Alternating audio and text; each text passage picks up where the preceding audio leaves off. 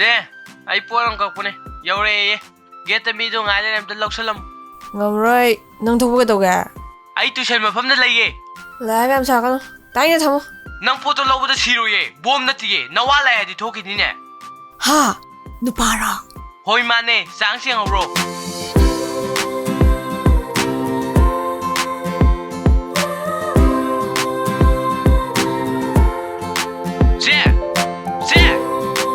Papan you they want to go game to it.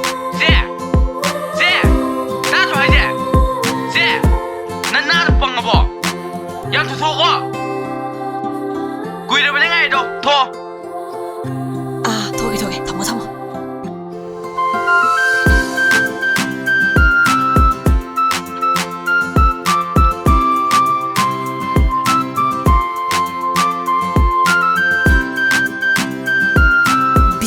Hali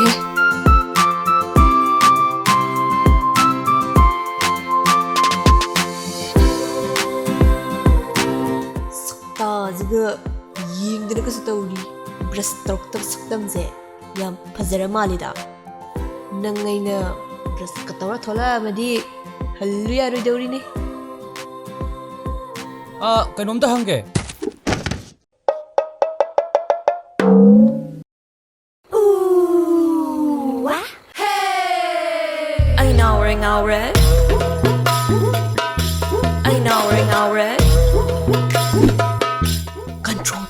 Control.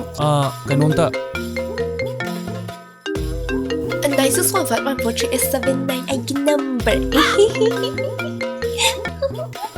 Hello. Ure.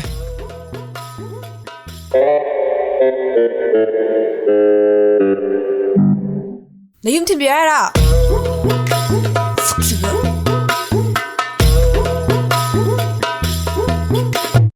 Now we are curry no sina. Put it in here. Kanagi or Jano. Now we are Principal Kanagi no. Nazana pasak hazabagi. Sina Karam Khan the lady.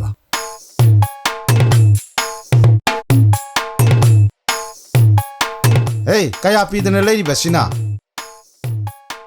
Sibu kaya pi the lady Bano. Kaya the new name is Sibo Kumdin. Sibu kaya pi give. Jonga. Curry. Jonga ye. Defenders have me do nani bokla. Jonga pi ye. Nothing to tea ne. Hey, kaya pi no basiki say. Listen any home pi ni pabo. Machin je tea ni. Listen no home. I can say Japanese. No, you can say Libra. No, you don't overacting to it. Nang di kadai de gisel. Ha, nang di kai de sel no ba. Nahal, nang nang what they low kiba, to Shelgis head to thee. See Labaki oire. Nang ne, Matangi ne, to Shengis hen. Kang, no quang to the canam. Branded Kifino Seladi, Nupinia and Kalira. Nasatuga. Atang was Selasu. Kanam Yarto like that. Yeah, thank you. Nangin no me couldn't lipstick or a powder or a foundation or an against the doctor. I do culture horror by Lani. I do me one and anxiety. Yeah, thank you. I do. Much in the two Hoy dinner is soggy in the labor. None of the Tiragane, but Nagane, Babung Selo Henba. Nangin a labor. Labor proposition chair. Aying out in it. Nangdine, Bandan. I don't know any lane talking, listening, talking, money, my talking. Nang the talk will ha. She the girl there. Hey ma, I decant na. Lady property say, Nangi oire. Mahayoti. Macha. Kaya dia menang want to be low dana. Ha? Mahal Alice ha. Nang no namamu pirani property say. Kangber nang. Ha, kangber nang. Kangber nang. Nga thongi. Hey bro. Hey kaino. Koi thoi na thong mga se mahok tang ni da. La opizege. Nang thilo. Noi mana kanano hangadi kamay khumde ba? Is adubu namong nupi ni hairaga lori kaino. ꯅꯣꯛꯀꯅꯣꯍꯦ ꯍꯥꯏꯗꯣꯏꯅꯦ ꯑꯩꯗꯤ ꯊꯥꯖꯗꯕ꯭ꯔꯥ ꯌꯥꯔꯦ ꯑꯗꯣ ꯏꯟꯖꯥꯡ ꯊꯣꯡꯕꯁꯨ ꯂꯣꯏꯁꯤꯜꯂꯛꯑꯦ ꯀꯃꯥꯏꯅ ꯇꯧꯁꯦꯕ ꯄꯤꯖꯅꯤꯡꯗ꯭ꯔꯕꯣ ꯇꯥꯅꯤꯡꯗꯦꯍꯦ ꯅꯪ ꯂꯧ ꯂꯥꯎ ꯅꯣꯏ ꯌꯨꯝ ꯆꯪꯉꯛꯑꯣ ꯍꯥꯏꯔꯣ ꯄꯥꯕꯨꯡ ꯂꯩꯌꯦ ꯑꯗꯨꯗꯤ ꯌꯥꯔꯣꯏ ꯑꯩꯈꯣꯏ ꯊꯣꯡꯒꯥꯟꯕ ꯂꯥꯛꯑꯣ ꯑꯗꯨ ꯊꯦꯡꯅꯔꯁꯦ ꯉꯁꯤꯗꯤ ꯑꯩꯈꯣꯏ ꯊꯣꯏꯒꯤ ꯈꯨꯠ ꯌꯦꯡꯕ ꯇꯥꯔꯦꯗꯅ ꯌꯥꯔꯦ ꯀꯣꯛ ꯂꯥꯛꯑꯣ ꯌꯧꯔꯛꯀ ꯍꯥꯏꯔꯛꯎꯀꯣ ꯊꯝꯃꯦ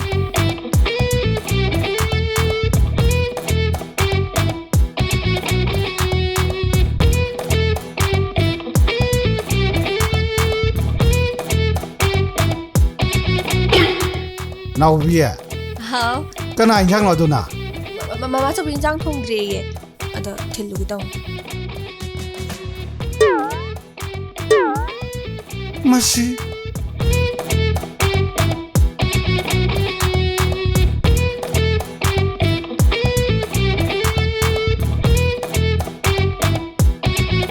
Thanks Injang khakta Sa kai singadi kadai naubi Imak nupagi Kaidawre ibungo mai thongduna angang ba asang ba hangam pal olai duna Tu asigi yum ase khara leiraga sangarani nga se hekta haithani haidi aduda hairake numitu da pena charo ko ngasigi di bye Pabuwa chamni tinabani Naubi ngasi di ai sai ama ningsangai Kay siya na Pabuwa Minai ma chao minai ma chao minai ma chao minai ma chao nang na khari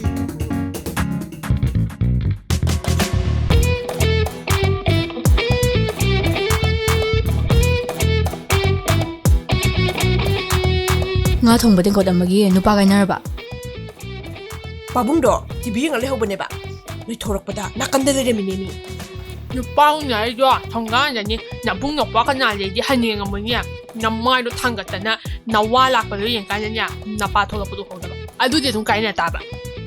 Nupaw na babu Mama ang paano ordi nga ang babi siya masanda bro Ha Ibe may bungo uno di hai rabi kasu Masih dah mana Noi napa ado Ay bunga thong brem so patahle Nung juga sada baba tiro na Hai rami neme nupa ma khaktara nupa mayam lei sidi nahan su nupa am number pigi haidai ne Khangde da Kui na wai sanar kwera khangde Kitang nuai taba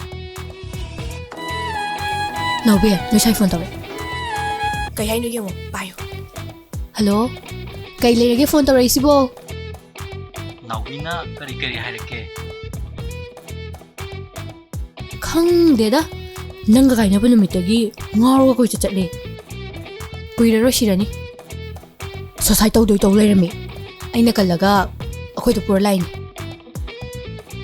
kem daga chau thau ya dremi ꯁꯥꯏꯔ ꯉꯥꯡꯉꯤꯗꯨꯅ ꯀꯔꯤ sono noi ni kainaraga ai kem chawro na haira natu se chadre phaidre handre ludre habni ne yam thuna ne la seng to no la natradi soi shirani natu se ꯀꯥꯏꯗꯩ ꯏꯊꯨꯅꯣ ꯑꯣꯏꯗ꯭ꯔꯦ ꯍꯧꯖꯤꯛꯇꯤ ꯀꯩꯗꯧꯕꯒꯤ ꯁꯦꯡꯗꯣꯛꯅꯗꯣꯏꯅꯣ ꯑꯩ ꯂꯥꯛꯑꯣꯏ kaigumba ne phatanung daga thoba nangon tainagadam ꯀꯔꯤꯒꯤ ꯇꯥꯅꯤꯡꯗꯦ ꯊꯝꯃꯣ ai lawai nupa phone na nang toraga thamodi kaino nangum nupa sidine khukapi na kapada ne boro kelingak tani sala thamo nasaktuga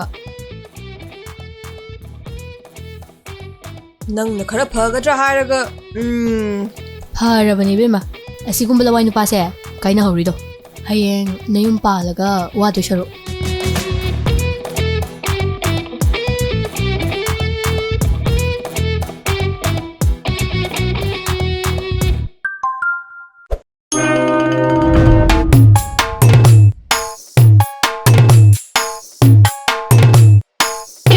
Hey krai chalui na Kule sa tedi kai sa tuno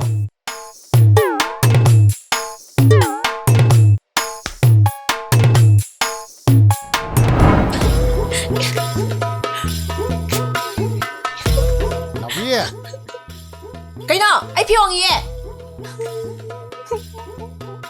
Kari injang le horo kene nang ba Kem lai te Kari le ro hai no ne nang ba May te lero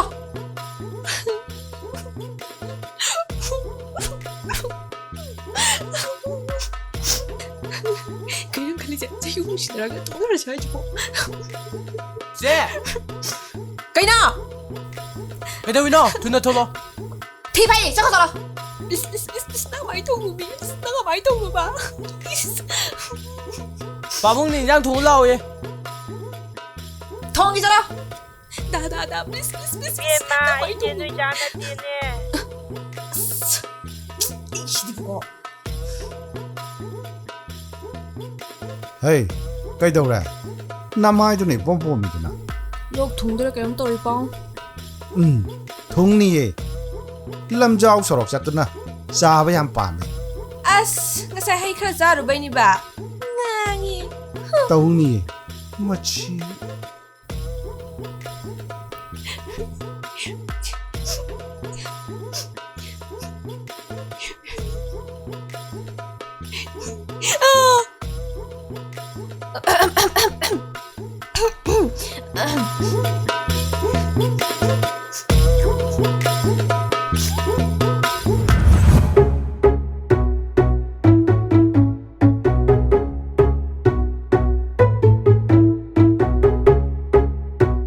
ꯀꯥꯎꯊꯣꯛꯈ꯭ꯔꯣ ꯀꯩꯅꯣ ꯁꯨꯝ ꯈꯜꯂꯦꯅꯣ ꯀꯃꯥꯏꯅ ꯀꯥꯎꯗꯣꯏꯅꯣ ꯑꯥꯗ ꯅꯨꯄꯥ ꯑꯃ ꯅꯪꯉꯣꯟꯗ ꯉꯁꯥꯏꯗꯤ ꯌꯦꯡ ꯂꯩꯔꯦ ꯍꯥ ꯀꯔꯝꯕ ꯅꯨꯄꯥꯅꯣ ꯄꯤꯔꯛꯑꯣ ꯂꯤꯁꯇꯤꯞꯇ ꯄꯤꯔꯛꯑꯣ ꯂꯤꯁꯇꯤꯞꯇ ꯈꯔ ꯊꯨꯅ ꯄꯤꯔꯛꯑꯣ ꯈꯔ ꯊꯨꯅ ꯄꯤꯔꯛꯑꯣ ꯄꯤꯔꯛꯑꯣ ꯐꯣꯟꯗ ꯄꯤꯔꯛꯑꯣ ꯃꯈꯨꯝ ꯇꯥꯒꯅꯤ ꯀꯔꯝꯕ ꯅꯨꯄꯥꯅꯣ ꯀꯥꯏꯗ ꯂꯩꯔꯤꯅꯣ ꯍꯥ ꯍꯥꯏꯔꯛꯑꯣ ꯍꯥꯏꯕꯅꯦ ꯀꯥꯏꯗ ꯌꯦꯡꯉꯛꯏꯅꯣ ꯍꯥꯏꯕ ꯐꯥꯒꯤ ꯇꯧꯕꯅꯦꯍꯦ ꯁꯨꯗꯠꯇꯅꯀꯣ ꯃꯇꯨꯡꯗꯅꯦ ꯃꯥꯏ ꯐꯥꯒꯤ ꯇꯧꯔꯛꯀꯅꯣ ꯅꯆꯤꯟꯗꯣ ꯊꯨꯒꯥꯏꯒꯗꯕꯅꯤ ꯅꯪꯕꯨ ꯍꯧꯖꯤꯛꯇ ꯀꯃꯥꯏꯅ ꯀꯥꯎꯊꯣꯛꯇꯣꯏꯅꯣ ꯍꯥꯏꯔꯝꯗꯥꯏꯅꯦ ꯀꯥꯎꯒ꯭ꯔꯕꯗꯣ ꯄꯜꯂꯛꯑꯅꯨ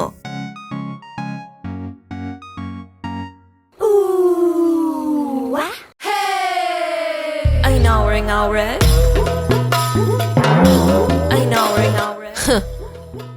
ꯃꯥꯒꯤꯗꯃꯛ ꯐꯝꯃꯝꯕꯗꯒꯤ ꯂꯦꯞꯈꯠꯂꯛꯑꯦ ꯑꯗꯨꯒ ꯍꯟꯅ ꯐꯥꯎ ꯌꯦꯡꯉꯝꯗꯦ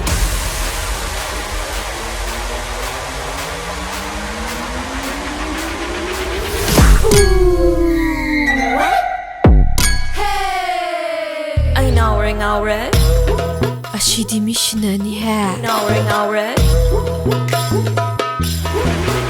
ꯃꯣꯅꯥ ꯑꯁꯤ ꯅꯨꯄꯥꯁꯤꯅꯅꯦ ꯑꯝꯇ ꯇꯨꯁꯟꯒꯦꯕ ꯅꯪꯅꯦ ilakera inturakera khopana khokera nang thoktor se chake se ilo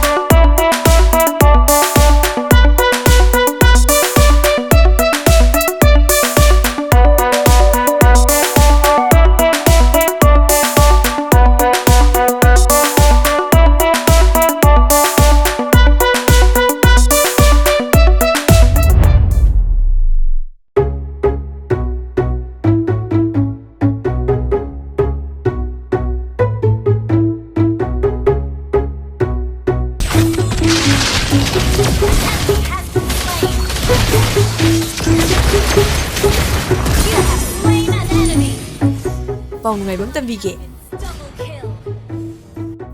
ꯀꯩꯅꯣ ꯂꯨꯁꯨ ꯂꯨꯍꯣꯡꯗꯅ ꯅꯨꯡꯉꯥꯏ ꯄꯥꯎ ꯂꯨꯍꯣꯡꯗꯅ ꯅꯨꯡꯉꯥꯏ ꯄꯥꯎ ꯍꯥꯏꯁꯤꯅꯗꯤ ꯑꯩꯁꯦ ꯃꯥ ꯃꯃꯤꯡ ꯊꯣꯟ ꯂꯩꯀꯥꯏꯅꯤ ꯀꯩ ꯑꯣꯏꯔꯉꯥꯅꯅꯤ ꯆꯦꯅꯗꯤ ꯋꯥꯈꯜ ꯇꯥꯒꯤꯗꯦꯗ ꯄꯥꯕꯨꯡꯅ ꯈꯪꯉꯗꯤ ꯅꯪ ꯍꯤꯡꯗꯧ ꯃꯥꯟꯗꯦ ꯄꯥꯄꯤ ꯃꯤꯅꯥꯏ ꯃꯆꯥ ꯅꯪꯅ ꯄꯥꯏ ꯈꯟꯕ ꯌꯥꯕ꯭ꯔꯥ ꯐꯥꯒꯤ ꯇꯧꯅꯦ ꯈꯟꯕ ꯌꯥꯕ꯭ꯔꯥ ꯀꯔꯤ ꯐꯥꯒꯤ ꯇꯧꯅꯦ ꯑꯗꯨ ꯐꯥꯒꯤꯔꯥ ꯐꯥꯒꯤ ꯇꯧ ꯌꯥꯗ꯭ꯔꯣ ꯑꯗꯨ ꯐꯥꯒꯤꯔꯥ ꯍꯥ ꯀꯩꯅꯣ 하여줘 하여줘 또 놀랬지 안 그거 하이게 아이 나오래 마시지 맘대네 강브라 야 보스 따라와 누빠만에 탱나 베와니 보스 굿다디네 로리 빠짜마다 굿파자마 누삐 마타나네 핵 오버드네 ꯉꯥꯎꯔꯣꯏꯗꯕ ꯂꯩꯔꯣꯏ ꯈꯨꯐꯖꯗꯣ ꯑꯗꯨ ꯅꯨꯄꯥꯗꯨꯅꯅꯦ ꯑꯩꯒꯤ ꯅꯥꯛꯇ ꯂꯥꯛꯑꯒꯅꯦ ꯃꯤꯡ ꯀꯩ ꯀꯧꯒꯦ ꯍꯪꯉꯛꯄꯅꯦꯃꯤ ꯑꯩꯁꯦ ꯉꯥꯏꯍꯥꯛ ꯇꯔꯪ ꯆꯠꯄꯅꯦꯃꯤ ꯑꯩꯒꯤ ꯃꯤꯡꯁꯦ ꯀꯥꯎꯒ꯭ꯔꯤꯅꯦꯃꯤ ꯀꯔꯤ ꯍꯥꯏꯗꯣꯏꯅꯣ ꯀꯔꯤ ꯈꯨꯝꯗꯣꯏꯅꯣ ꯉꯥꯏꯍꯥꯛ ꯇꯨꯃꯤꯟ ꯂꯩ ꯑꯗꯨꯗ ꯃꯥꯅ ꯑꯃꯨꯛꯅꯦ ꯍꯥꯏꯅꯤꯡꯗ꯭ꯔꯕꯣ ꯍꯥꯏꯔꯛꯄꯅꯦꯃꯤ ꯑꯁ ꯂꯣꯏꯔꯦ ꯃꯤ ꯉꯥꯏꯔꯝꯗꯕ ꯅꯠꯇ꯭ꯔꯣ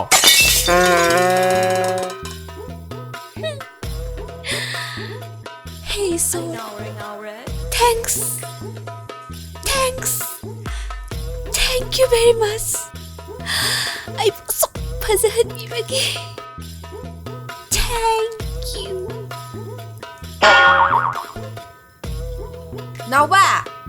Naubo singang jingne Ai cái đâu ra gari thâu ra khrabani angang sing su ne tuition la aurab bisoma sa do yahon ge haram ban aina su tharo hai khrabani angang sing ma panda ngai rabani napina ron do hong to ro cham Okay boss masidi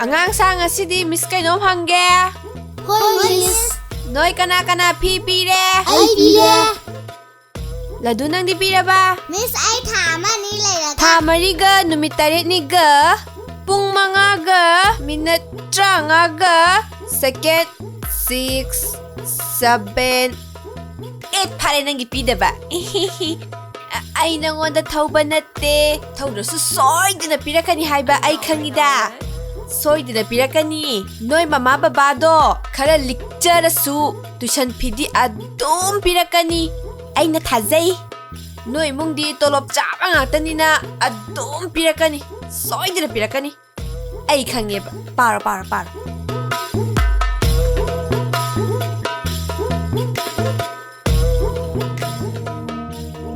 Henaupi ngaikho Nang na kay gino Angang na kay no yam ngangi ye Nang gilising amani dugi at mahita ngang baya bro Eh kay no ay di pipi da bagay pito hai bani Sida kay kay bayawrage Ado fajanay na ma free da piyo hai bagay tawge Nang ni hita naman na pa adu adayang palagay yam ngangi ye Kay noy na ma Eh dumayin di hai gide Angang na pao hinjalaga hekta thazabiga no Kari Angang na pao hinjan badi kari no Nang na hai na Angang siya katambaya bro Ha Nang gilising amani do ay nahat ka draba Kari Kaday di gili pa lising amani Lising ahom Tha mari hela bane Nang na yung pidrise Selay tabos na taba Selay pining dito Ado dabu li ihay da na kari hay do nyo Lay sabi na matsin na kay yata kalino yung he Ibima Nang na yung palbag hango he Nang Hahayo Ay koy din Se Sumay tau ba dane Putrup Kelhange Nang daw na dine Nupa paraga layro ye Nawa pang dadana Nupa paraga lay ba do Tamsado Yam pa ba ne Nanang pungwang manghala ba ne Kaka Yengo Natsano pinangangi je Asibula sabi yaman nangang Tabu wangang sangang lo ngai kho nakhoy ani na swaida WWE horamdagi adumaina tawrami se kari ginomi Natsa lupis na ne Angang da kay yan pangang da ngangi Angang sina ne Yumda la aga tamme Aduda phajana hayo na hayo bagine Maa na ngangi ba mayam se Wangang sangang se Tari ba natro kakaso Kari Na dumay kay haige Ha Apaw sa dana mimi silaga Uraw taraw radana hai ngai kho nawi na angang sida kari hairu ra Tuition gi pipi hayo ba ni pabu he mau na sanupi tuition to wai PCD pithoke di haidana nang na mukla aga sida apaw sai se kari gino naransu nam thingi pairi kari gino ba nang na angang gi pipining disibo Yare kakaso Nasa gi misang kasangatana Nang gi sel do Sukti piroy Nang tau dong hamre Tau susala hey pining nga piyu pining draga to nang gi sendo lau draga akhoi mul la dren hey mau ngai bi naram chattu nanin hey atombi oiri da Oh nang na pira sulaw rani Pi ꯄꯤꯗ꯭ꯔꯁꯨ ꯂꯧꯔꯅꯤ ꯅꯪꯉꯣꯟꯗ ꯀꯩꯗꯧꯕꯩ ꯐ꯭ꯔꯤꯗ ꯇꯝꯗꯣꯔꯤꯒꯦ all